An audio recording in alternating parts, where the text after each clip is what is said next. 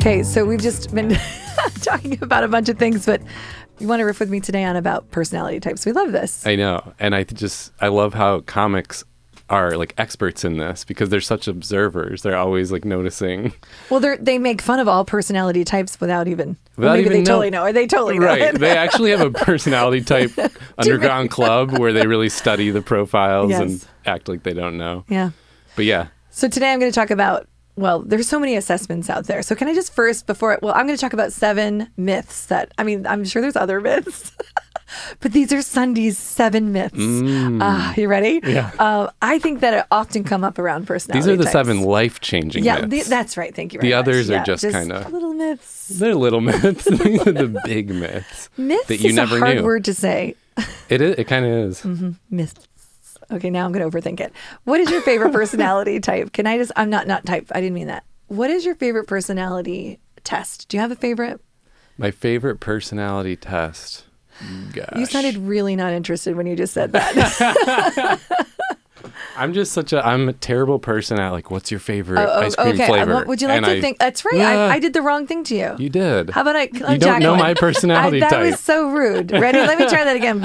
Jacqueline, do you lean towards a favorite? I feel like they all have their own strengths and weaknesses, and I think that's actually what's powerful about personality tests. Is like everyone you can draw something from, but for the sake of like answering a question. For the sake of my question. I would say... I love the way she grounds us though, doesn't she? Yeah. You know, well, actually. What can I say? I tend to lean towards the Enneagram, mostly just because it's the one that I know the most about. Mm-hmm. Because I work with a company that focuses on this a lot, I feel like I've learned a lot about Myers-Briggs, Sunday through you, Personalysis, Steve through you, but I really like how the Enneagram is very holistic. Mm-hmm. But I think the important thing to note about all personality tests is like to not let it put you in a box that you can resonate with different parts of each personality test and it will still mean something to you, but you don't necessarily have to be that one thing that they are like pegging you as. Yeah, I think she's trying to give away one of the myths. Oh, sorry. I'm jumping ahead. I've always loved Myers-Briggs, but I really have fallen in love with Discovery Insights lately. Yeah. So I think it's my new favorite, only because I'm really fascinated by communication styles, and that one focuses so much on communication styles. And I like that it talks about who you are when your developed self, and then who you are in your slippers is what they call it. You know, like just kind of like without thinking who you are, because we have our show up at work person and then we have our at home person. And that I love that they think about those things through the lens of that in a personality assessment. Mm-hmm. All right, Steve, did you have time to think, or do we still need to give you a minute? Well, you alluded to it, Jacqueline. The one I'm certified in is called Personalysis. Mm-hmm. I love it because there's so much depth of insight, and I can now walk around and try to figure people out. Yeah. Because you realize so many of the themes in it, but I hesitate to say it's my favorite because it's not a well-known one. It's not like a free, publicly used. Right. It's a proprietary algorithm they use, so it's like no one knows about it, and it's really complex. So it's not easy to talk about. So I wouldn't say it's my favorite. I would totally agree. I couldn't understand it on my own until you unpacked that one for me. Right, which there's so many out there like that, but everyone, when in conversation, uses things more like Myers-Briggs. Certain circles lately talk about Enneagram a lot, or in the past DISC was big, StrengthsFinders is kind of... Honestly, I think it's maybe my favorite because it's the more widely known, easy to talk about. It's like actual common language. Yeah, you actually walk away knowing what your strengths are too, with specific words too. I love that. And to your point, Jacqueline, I think that's maybe one of the more shallow ones. Like you learn about your strengths, but it doesn't necessarily get into all the inner workings of how people are wired. Right. In general, though, I think I agree with what you're saying, Jacqueline, how to be careful with them, because I think in general, like this is all subliminal. Most of us think like, oh, there were these personality types that existed millions of years ago, and all the humans were like made out of these types. And it's like, no, actually all the different systems just look for patterns among the types of people that exist and the different like layers you have. And so of course it's not all going to be 100% accurate. I feel like people always get worked up. Like I took that test and it wasn't, there was one bullet point that wasn't true about like, me. Well, what about the other 200? And it's like, that's okay. That's Yes. all right. In fact, when I'm unpacking it with people, and I just was doing this on Tuesday, sometimes when they'll look at the list, I'll say, what's like, let's just say there's a section on your strengths. I'll be like, what's the one that you just need? If you could tell your team one thing about you, what's the one that you just they have to know? And they love like focusing on the one. And then I'm also like, are there any that you disagree with? I always love to give people the opportunity to say,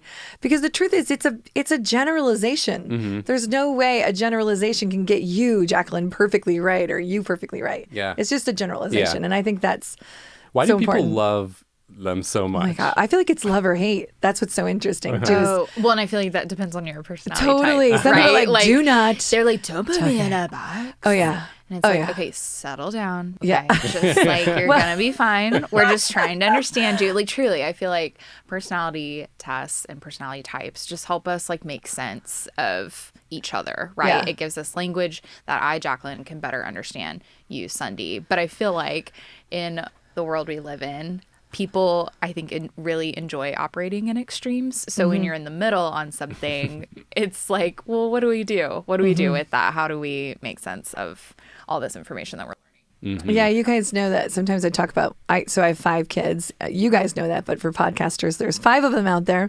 And I meet some families where they all love the same things. Like they all love the same football team, and I feel like I have 5 freaking kids. Very different. That nobody loves the same thing. So on the personality assessment, Titus definitely was like, when I told him about this, I think in his teen years, he read every book, he researched it. His personality type was like, this is so much fun. Noah was like, if you speak of this once at dinner, I'm walking away from the table. That's funny. And see, I'm going to say an extreme here and venture to say, from my experiences in rooms of people, there are the people who love this stuff, like I nerd out on it and I study it and I like it, and people don't. Yeah. But in a room, once you start calling out things about, like, people love to be understood. Yes. So as soon as it calls something out about them, or they get to say the one thing I want you all to know about me, Yeah. then everyone loves it. Everyone suddenly is like, couldn't stop talking about it because you feel I think it's because you feel understood. It's like you want people to understand you. And Yeah, I think that's everyone why likes people that. love it. Yeah, because I feel like you already often know yourself, but seeing it out in writing that helps you know yourself even more and in a different way with words that maybe you couldn't think of. I love that too. It's like, oh, thank you. Well put, document. That's what's always been floating around in my brain that I could never put my finger on. Yeah, one of my favorite ones in this season of life is I'm starting to think about the personality types and whatnot with family members. And all of a sudden, like, things that have happened our whole life or dynamics you like start to understand better. I love that sense of like, oh, that's why someone does that, or that's like, yes, that's always kind of been how they do this or that. Yeah.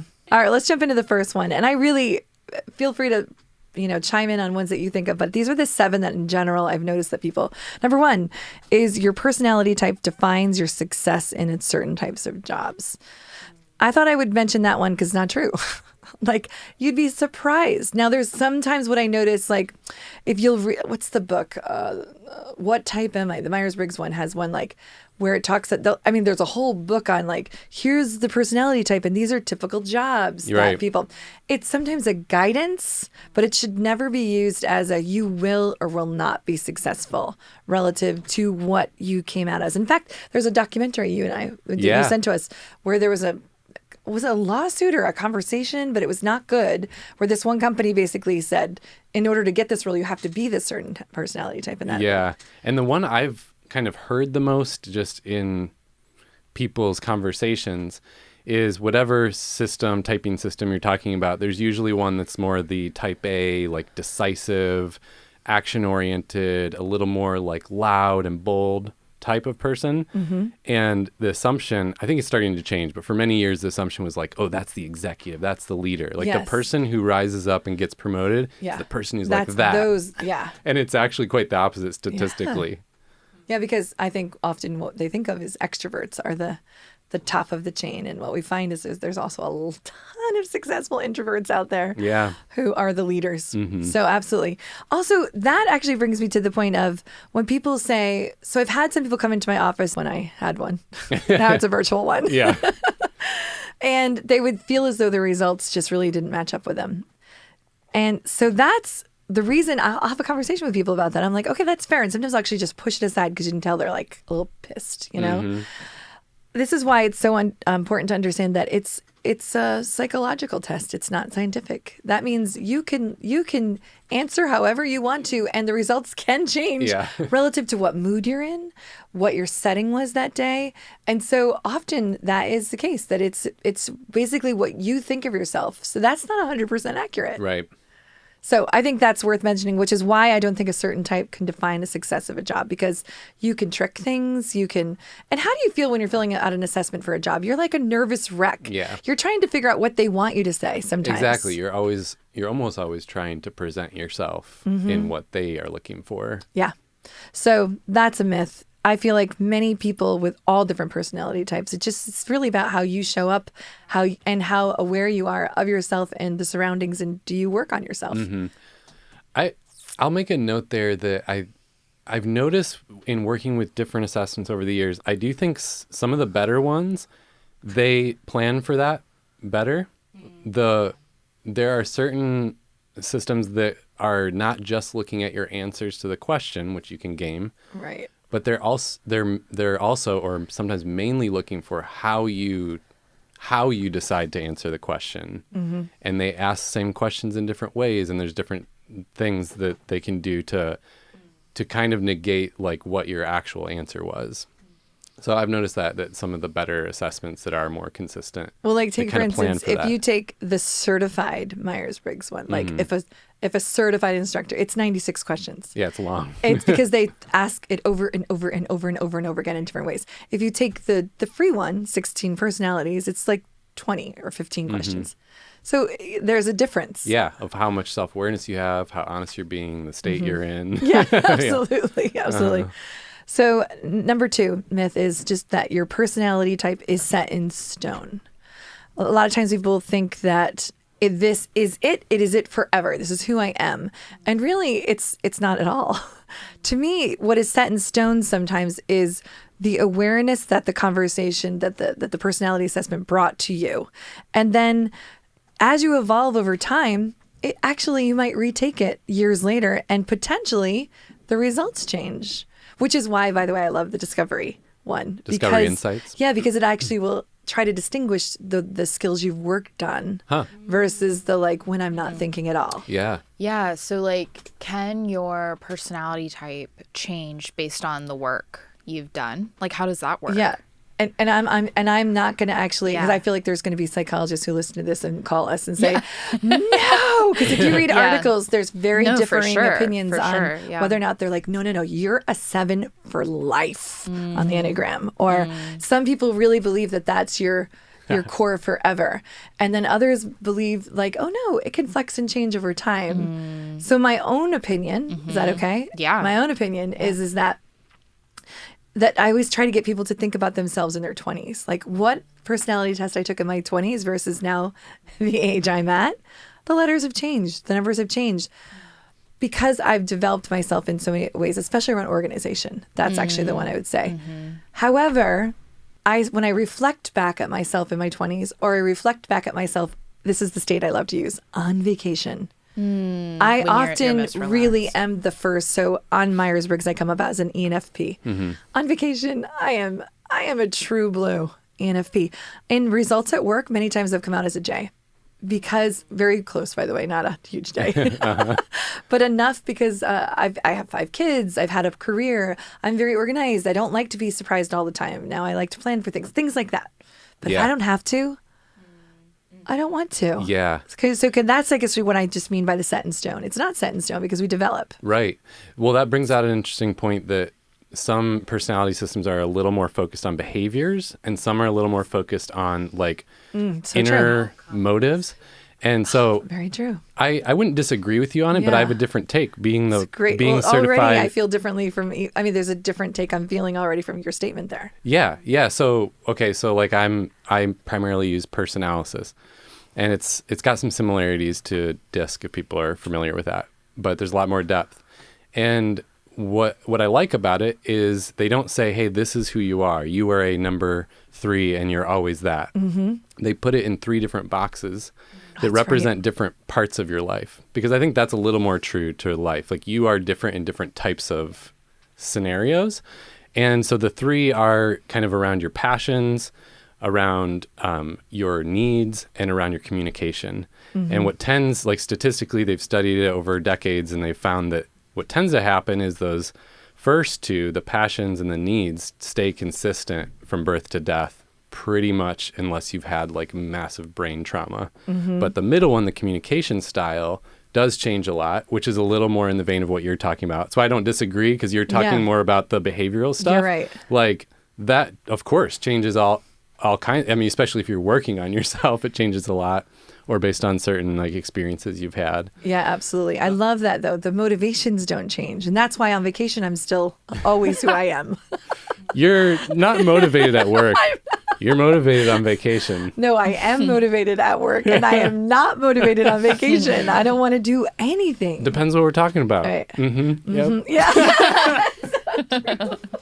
Come on, Joe. This is when you're supposed to rescue me, I feel like. No, I like it.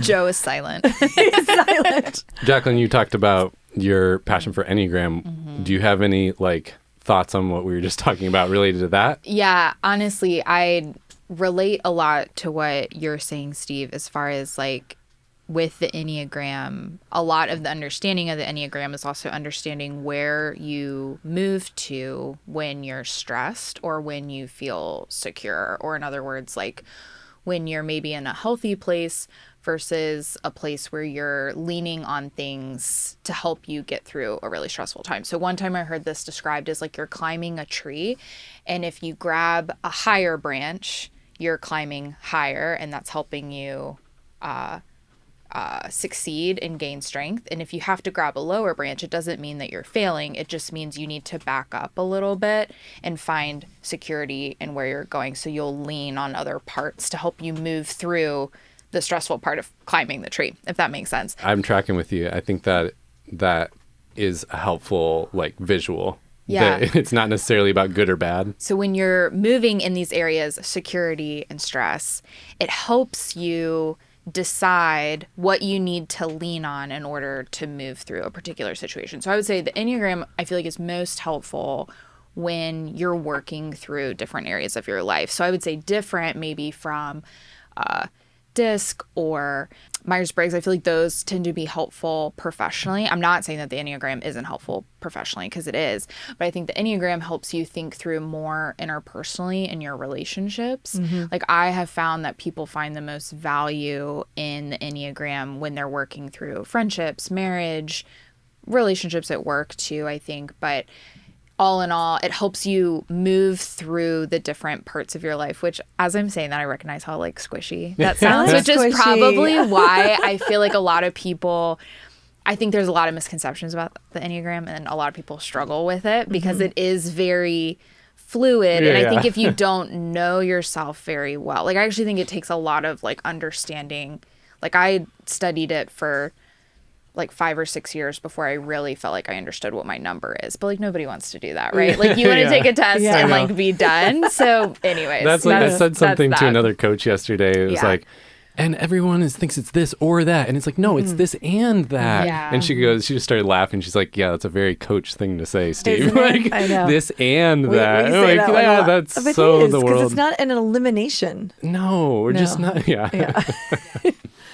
All right. Well, myth number 3 is, it's very, very sliding actually into this one, is your personality is an excuse for your behavior. Yeah. It's not an excuse for your behavior, but some people do that. You'll hear some people say, well, I'm sorry, I'm a 3. You know, or, well, I can't shut up in a meeting because I'm an extrovert, or, it's like they make an excuse. In fact, it should be the exact opposite.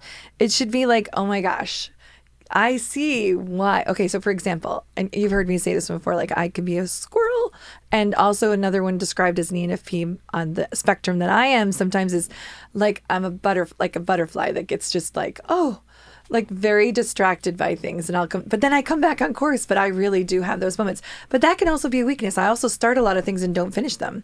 So I learned that really young about that was a really, really strong weakness. Start things, don't finish. Because I always want to start the new and shiny thing. Yeah. And then when it starts to get tedious and long, I'm like, never mind. Yeah.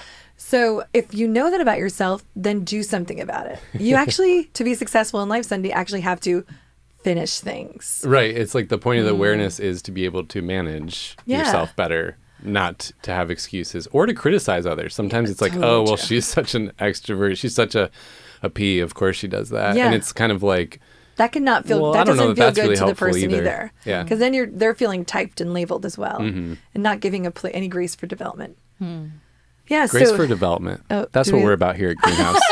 Shut up. We'll take this break for a message. Do you need grace for development? For a message 'Cause from I our do. sponsors. Yeah. So, any other thoughts on that one? It's just, I think it is what it is, right? Yeah. I think we're all familiar with that one. Yep. Number 4, introverts aren't energized by people. I just had to throw that one in there because introverts always feel very man. misunderstood. Oh my gosh, I relate with this so much. I think for a long time I would say I'm an introverted extrovert. Like Yeah. I know when to turn it on when I need to. I Yes. know when to show up and not hide behind a book, but I don't get I wouldn't even say that. I feel very energized being in this room with y'all. Yes. But I would say I feel the most like myself when I have had a couple hours in the afternoon, complete silence, complete aloneness. Like Yeah. that is what refills my energy tank. It doesn't mean that I don't That like you're- I love being with people. Like people are like my passion, but like that doesn't necessarily like rejuvenate me. Right. if So that the makes myth, sense. so the myth is that they Yeah. think that you're only good alone. Yes. And I'm Whereas like, that's not true at No, all. Yeah. they Oh, just gosh. need their space. Yes. But they're yes. often so excited to be around people. It's just, it has its Yes. limits. Yes. Yeah. Yes. Yeah, again, I one have of those strong things that- end Yeah. dates on Yeah. time with people. I'm like, Yeah. and we're finished. That's Yeah. so true. Yeah. And Sorry, it's not interrupted. it's not like a very black and white thing. I'm an extrovert on that scale. But, and you guys know this about me, I actually need sometimes entire days in my week, definitely huge blocks of many hours of alone thinking time to be at my best. Like if I'm around people all day, I'm also not good, Right. but I'm an extrovert. Like, so yeah, I think sometimes when we make it too this Extreme. or that, Yeah. it Yeah. actually, Yeah. Well, then sure. we'll just combine with number 4 and 5 because 5 is extroverts are always energized by people. Yeah. I think that, to your point, is people assume, oh, you are an extrovert, so therefore you're always good with people or you're always going to want to enjoy that. And I'm like, oh no. Just like you, I need we're humans. Yeah. Well, I think Yeah. people treat it as categories, not like a Totally. continuum. So it's like you're an extrovert, so you have to So be you energized by live people, there. or you're an Yeah. introvert, so you have to be energized Yeah. by being alone. Oh, now you speak up. Yeah, I wanted to leave you hanging there, but now Joe's like, I represent both groups. I'm here to, I'm on behalf 60% of, extrovert, 40% introvert. I mean, come on. But actually, no, to your point though, if you actually take the certification results, you'll see that there is a spectrum. And I think that's Yeah. also misunderstood too. Like how far of an Yeah. introvert or how Yeah. far of an extrovert you are. yeah. I've heard someone describe it once as like, okay, there's, Roy G. Biv, like just standard colors, but there's many different shades of like blue. There's many different shades of red. So like you, Steve, as a extrovert, you could be like a dark blue extrovert, but Sunday you could be like a sky blue extrovert, right? Like these two different. I Right. feel like Dark this blue. sounds so like woo woo right So now we have a tree and we We're have climbing. we While you're have climbing sky the tree, blue and we toward have the deep sky, blue. you reach Okay, higher. metaphors just really resonate with me, okay? Actually, they're adorable, and I actually really like that you go there. I just want you to reach higher toward that light sky blue. Poor Jacqueline. I feel like our listeners are like, who is this? I know. Okay, no, I want to say a thing that's. Do you want to say yes and? I want to. I'm not even looking at Sunday. I want to say something helpful to introverts, and Jacqueline, as a representative of the guys, I am amongst 3 E's. you better. It's a big burden. You can chop me down afterwards if I get it wrong, because Great. I'm a little more on the extrovert side. But being married to an introvert, like studying, working with this stuff, coaching people, I often hear, there's whole books for introverts now that are like, quiet is powerful and introverts can speak up. And it's like, because it is hard, especially in the professional world, to kind of like influence and get your foot in the door sometimes when you're the quieter or the more in process inwardly. Yep. Here's the thing. I think sometimes when we have those categories in life, we also shoot ourselves in the foot by like continuing to believe that 100%. narrative about ourselves, right? This happens in Yep. so many areas of life. And I think for introverts, there becomes a limiting belief that happens. I hear them say it all the time. That's like, well, I can't like influence in the room because I'm an introvert, or I don't like get the attention or the like kudos because I'm an introvert. And I actually think it's almost 100% opposite is true, that if and when you speak up as introvert, you have the most power in the room, because it's kind of like Boy Who Cried Wolf. Like, because you haven't been saying a bunch, what you say is like, people listen, and there's a boom factor. Yeah. And I mean, arguably, if you are more of an internal processor, you have been thinking through what you want to say. So you're not necessarily speaking out of turn, right? Like you're And sometimes you have the through. more helpful or meaningful Yeah. point to make. Like sometimes you actually have the interesting thought or the thing that's kind of not being said, or so. And sometimes that's connected to the fact that, to your point, where they've been thinking about it for a while, is that they often don't process their thinking out loud. So when they actually speak, it's already well thought out. Yeah. Whereas It's been extroverts thought are like, through. blah, blah, blah, blah, blah, blah, as we're trying to find our good point. Yeah. We will just keep talking. And then we're like, boom. Yeah. But it's a lot of noise until Right. boom. One of my favorite, Sunday, you coached me on this very early on, I had been with Greenhouse for like 6 months, and you had joined not too long after that. And we, at the time, were working with a big group of people who are helping us work through a project. And I very much was living in that limiting belief of like, I don't know when to speak up. I don't really feel like I have a leg to stand on at this table of these people who are all the experts in their field, and I'm just like the admin coordinator in the background working through it. And so at the time, my like go-to response would just be to like sit back, and I often had like a very blank look on my face when internally I was just processing everything at the table. But Sunday, you coached me through, even when I'm processing, if I'm showing that I'm an active listener, not only does that help my appearance at the table, but perhaps that would give me more room to lean in and say, I'm noticing this in this conversation. Can we talk about this? It gives me more of an opportunity to say, I've been observing, like naming where I'm at the table, and then, kind of processing through that. So like you're saying, Steve, I don't think it's actually helpful for introverts to live in this place of like, well, I'm an introvert, so I'm just gonna sit here and be quiet. Right. It's helpful to have the awareness that might be a dynamic in the world. But when we take it on as a limiting belief, like this narrative that's true all the time, it's not. But we kind of like to write books about that type of stuff. So I know that's like, I wouldn't be popular for saying it that way, but I actually think that can be helpful for an introvert, or, there's similar things for extroverts. I feel like the summary of so many takeaways with taking personality assessments is just being a self-aware individual. Taking these assessments start to bring your level of self-awareness about yourself and about others. And that is really what it's meant to do. Notice that others at the table need a moment to think and need a moment to speak. Be quiet for a minute. Pause so that others can have a moment. It's about raising your self-awareness. So let's move to number 6. And we already we're being fluid in our conversation today, but laid back personalities are disorganized. I just really like to just call that one out because I'm that person. Yeah. That's why I put the myth there.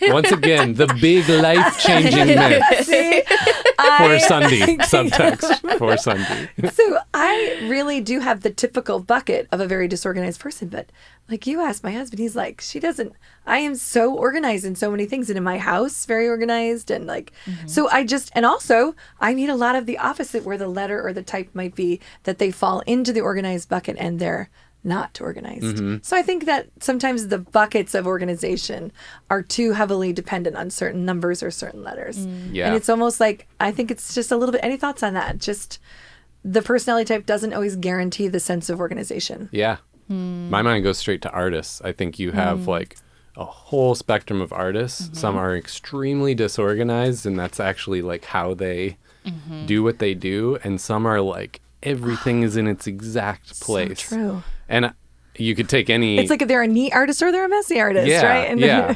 You could probably take any profession and do that, but I just, Yeah. for some reason, artist came to mind because Yes. it's like very apparent. Seeing. So there's not much to say about that one. That's really what I wanted to say. The last one is number 7. And this one's really focused a little, I focused it a little around the Enneagram, but it's really anything. It's just that there's not one number or one type that results in being better than another. And so I actually, specifically for those that might be interested in the Enneagram, listed out the 1 through 9. And I really wanted to ask Jacqueline to speak into that a little bit, but we have, okay for me to go, because unless you know them by heart already. Okay, 1 is the perfectionist reformer, 2 is the helper giver, 3 is the achiever, 4 individualist romantic, 5 observer investigator, 6 loyalist devil's advocate, 7 enthusiast epicure. I actually don't. Anyone? Nope. No, I've never Let's heard just say that. What does epicure I mean? am an epicure. I don't know. I feel like someone needs to get their phone out and look it up. Wait. Jen, can Number you 8, Google that boss challenger, 9, peacemaker, mediator. So I just asked, like, I think that I'd love for you to, because you know more about it than all of us. We're learning about it, but you've really done your research there. Just that there is, what is it that people do with the number? Sometimes they feel one is better or worse. Yeah. So I'll just like use myself as an example. I would say I personally identify as a 1, which is the perfectionist and reformer. And something that is hard when I'm talking about the Enneagram is when I tell people that I'm a 1, they're like, you're the perfectionist. And I'm like, okay. Yes. I know this about myself. I 100% do lean in that direction, but that is one facet of a very complex number. And every number, I should say, however you identify, everyone is very complex. Everyone is going to lean into certain things, which kind of goes back to what I was saying about like the climbing the tree. As a 1, I go to a 4 in stress. So a 4 is the like romantic individualist. Oftentimes, 4s in stress can be highly emotional. Well, that makes sense. I'm holding on to my emotions when I'm trying to work through something very stressful. But when I'm secure, when I'm in a place where I feel good, I'm feeling great, I move to a 7. And a 7 is the epicure, or like we don't know what that is. Which is a person who takes particular pleasure in fine food and drink. Oh, Yeah. guys, Yeah, you wait, got 3 that epicures over here. Oh, I'm a wow. Such an I epicure. learned something new today. They see Yeah. themselves as epicures, delighting in food that is properly prepared. Totally. And when I was really like leaning into like learning more about my number, I asked my husband, and I was like, when I'm stressed, what do you see in me? And when I'm happy or in a good place or feeling secure, where do you see me? And he literally described it exactly as that. He was like, when you're stressed, you're really emotional. But when you're secure, you're bubbly and you're fun to be around. When you're secure, Jacqueline, you're always like, bring me a nice sandwich, gourmet. Take this sandwich away. I feel as though you Make need me to a tell your cocktail. husband epicure is the word you're looking for, honey. I'm literally going to go home and tell him that today. But yeah, so you see like how it's Yes. very, very complex. It Every is. number is going to have, or every personality type in this case, is going to have their own nuance to it. But again, I think that's what makes it really interesting. But I think Yeah. that's also what makes it very difficult to like understand Yeah. right off the bat, and like understanding the nuances, and don't pass judgment on a certain number just because we've labeled them as the perfectionist or the reformer. That doesn't mean that like in everything I do I'm a perfectionist. That I wouldn't No. identify And even that with word, 1 is interesting. Some of them are like this. 1 has the word perfectionist, which culturally right now in America, it's like there's a negative connotation to the word. Yep. And I find that's another thing that people can do almost more to themselves than others. Totally. Is like we think the first thing we do with our personality type is think about what's bad about it. Yeah. Like our downsides. Yes. Now it's funny because like based on your personality, you might lean more into the positive than the Right. negative. One is definitely going to start with what's wrong with me. Right. Yeah. But I think all types can do it, and that always makes me a little sad. Like being somebody who's really into this stuff, I'm like, no, there's like so much awesomeness in it. Yeah. Why do you immediately just think about what's so bad about your personality type? You know, like, Yeah. like the perfectionist. Oh my gosh, these are the people who make everything better. Like why is it that the first thing they think of is like, I know, I'm just like such a perfectionist. Yeah. Right. But I mean, that's like a good word for me to hear this morning. Like, oh yeah, like that's like the positive of being someone who's detail oriented and like and wants to see things look a certain way in the outcome. It's to improve and make things better. Again, that can also I mean, always trying to improve things. I know, just like always process improvement all the time. Well, I know we could talk about this forever. Yeah. At least I could. It's fun. so interesting to me. So maybe listeners out there, you were a skeptic and you're like, okay, maybe I'll see it differently, or maybe. Oh, and you let me just had- tease. oh, Let me yeah, tease. Oh, Because yeah. on a future episode, Sunday's going to talk with one of the people in our community and like talk about their personality type. Kind of do a, you call it unpacking. I really like that word. Instead of like a personality debrief, it's just like Debrief. unpacking your personality assessment. And I always think it's fun to hear someone processing through it because you see those light bulbs of like, oh, that's why I do that. Or, oh, this is how I could, manage this better. Yeah. And you're going to do that like live on the mic. Live with no edits. Joe. Joe's like, don't say that. So, it was fun to talk with us about you. I think just to summarize, it's just to not put people in a box, that it's really just about raising your own self-awareness and noticing others more and being self-aware of their type as well.